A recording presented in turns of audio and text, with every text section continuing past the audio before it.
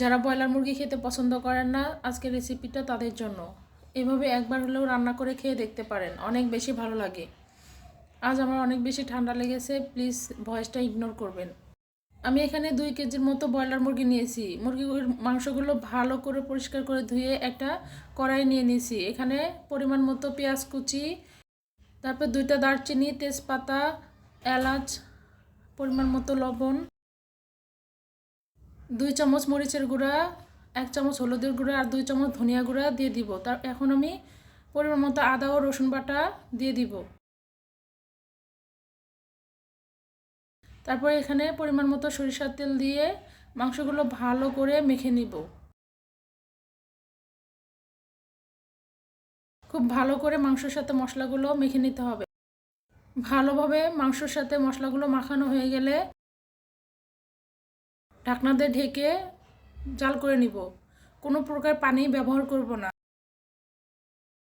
মাংস থেকে যে পানি উঠবে সে পানি দিয়েই মাংসটা ভালো করে কষিয়ে নিতে হবে।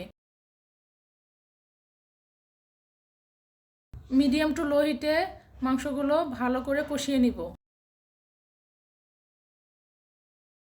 এই পর্যায়ে কিছুটা আলু দিয়ে দিব। আলু দিয়ে ভালো করে মাংসের সাথে কষিয়ে নিব।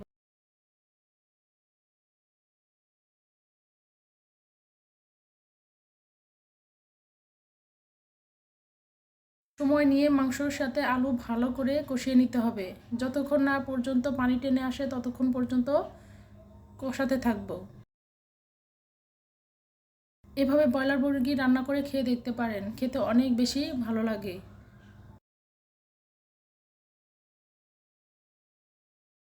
খুব বেশি ঢাকনা দিয়ে ঢেকে দিব না। ঢাকনা দিয়ে ঢাকলে মাংসগুলো ওভার কুক হয়ে যাবে, তাই ঢাকনা সরিয়েই মাংসগুলো ভালো করে কষিয়ে নিতে হবে।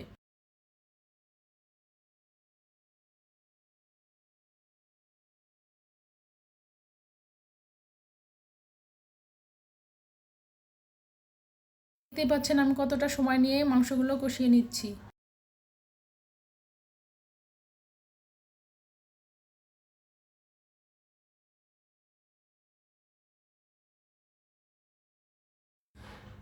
মাংস কষাতে কষাতে যখন পানি একদম টেনে আসবে তার মধ্যে বেশ কয়েকটা কাঁচামরিচ দিয়ে দিব।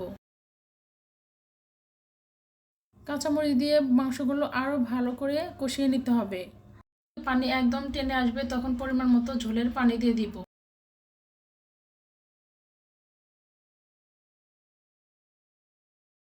ঝোলের পানি দিয়ে বেশ কিছুক্ষণ আবারও জাল করে নিব। শেষের দিকে আরও কয়েকটা কাঁচামরিচ দিয়ে দিব ঘ্রাণের জন্য।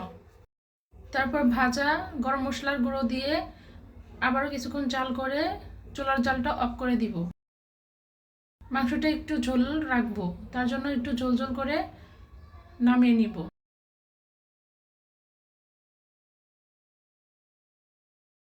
আমার রান্নাটা প্রায় শেষের দিকে।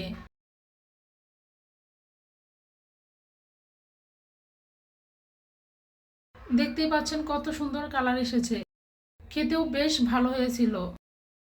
গরম ভাত, রুটি, পরোটা যে কোনো কিছুর সাথেই খেতে অনেক বেশি ভালো লাগে। যদি আমার রেসিপিটা ভালো লেগে থাকে প্লিজ লাইক, কমেন্ট, শেয়ার করতে ভুলবেন না। আচ্ছা, এই পর্যন্তই। আল্লাহ হাফেজ।